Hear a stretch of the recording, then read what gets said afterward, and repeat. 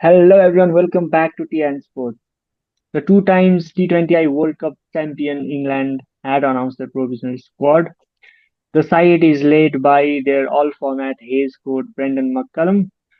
We are on a run at covering all 20 sides in this World Cup, and this time it's going to be England.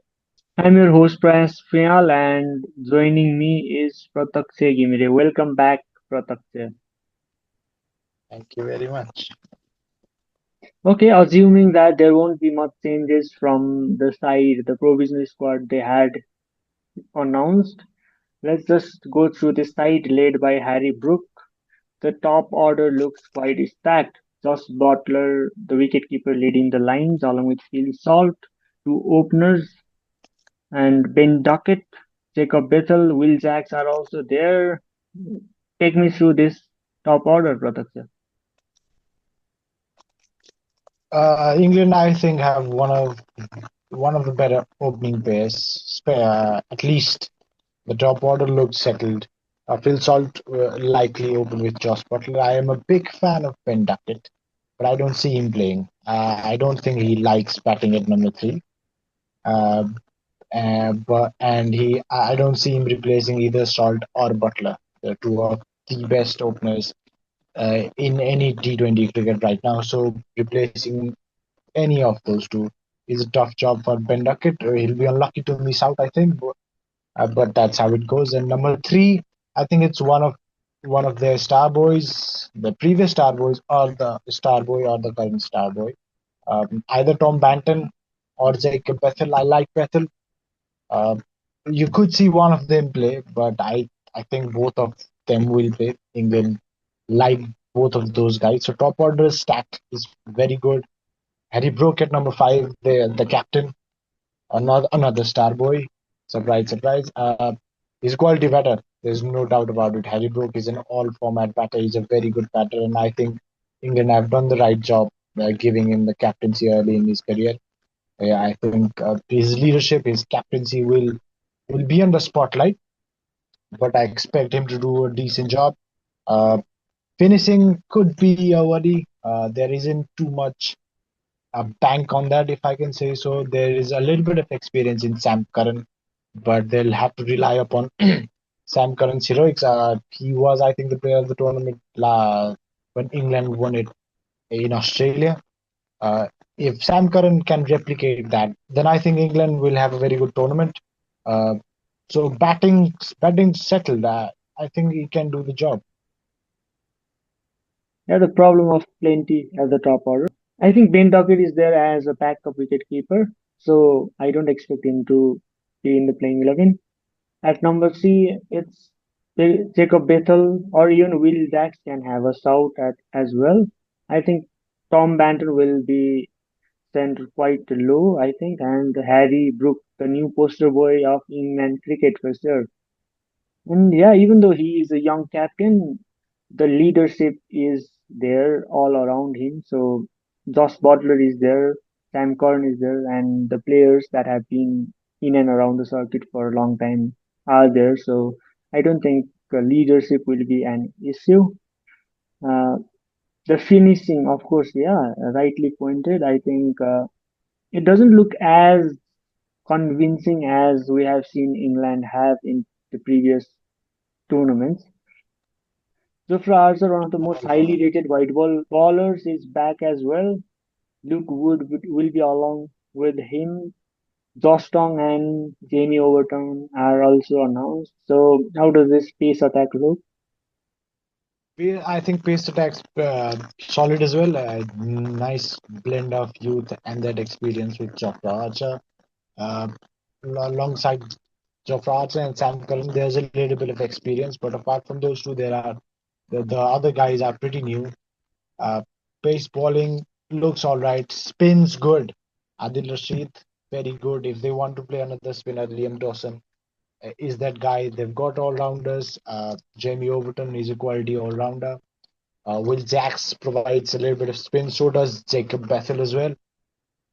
Bowling looks all right as well. It's a pretty strong side overall.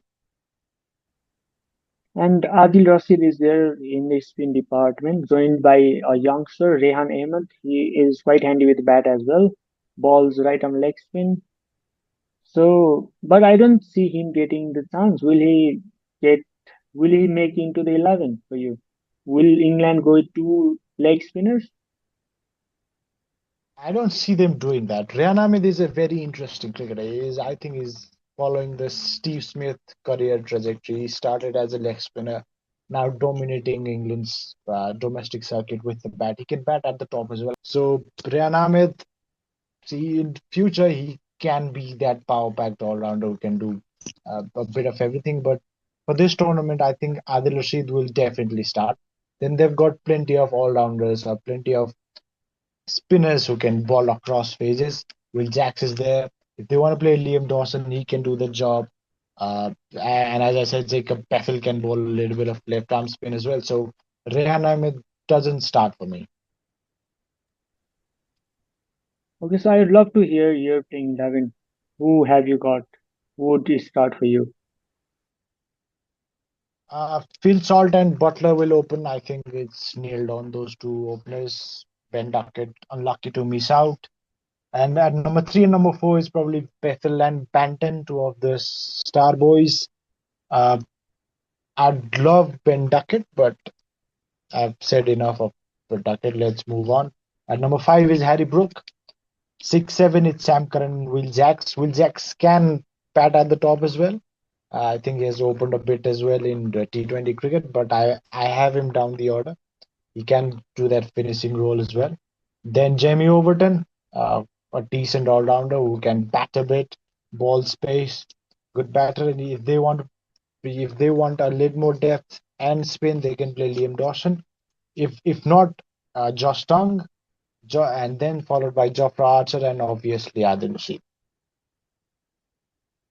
Yeah, I think there are no doubts about the top order, Josh Butler and Phil Short, but I've got Jacob Bethel at number 3 and number 4 and 5, Harry Brook and Tom Banton for me. Uh, at 6, Sam Curran. If needed, he can bat quite up the order as well, but I think he will be at 6. I've got Liam Dawson at number 7. At number 8, Jofra Archer. 9, Luke Wood. And number 10, it's between Josh Tong and Jamie Overton. I think I would go with Josh Tong because I'm not that big of a fan of Overton for some reason. His bowling. At number 11, we've got the leggy Adil Rashid. So, looks like a balanced side for me.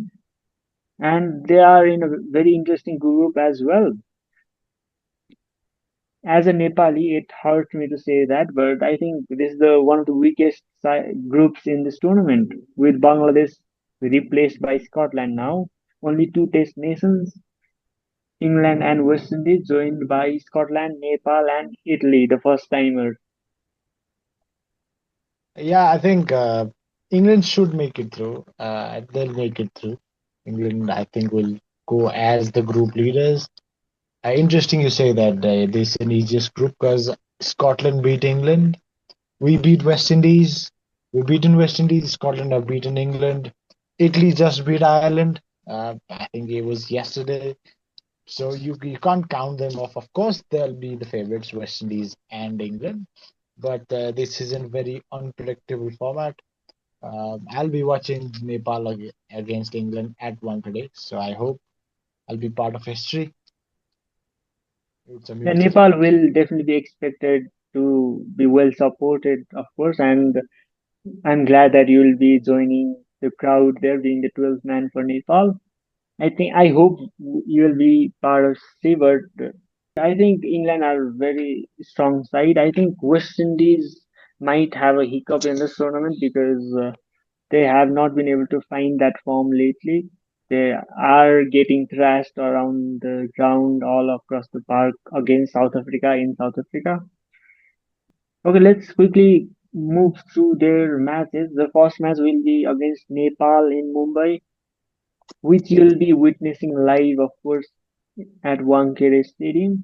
The second match will be against West Indies in Mumbai as well, and then they will travel to Kolkata to play against Scotland and Italy. So comfortable group winners for you. Win all four matches. I think England should win at least three. They might not win all four games. I hope they lose the first game against us. But the game against West Indies is a tricky one, especially considering that the game is in Wankhede and good pitch, small ground, the big hitters of West Indies, they can beat any side on that ground, especially. Scotland again, they've beaten England. I won't be surprised if England lose again to Scotland.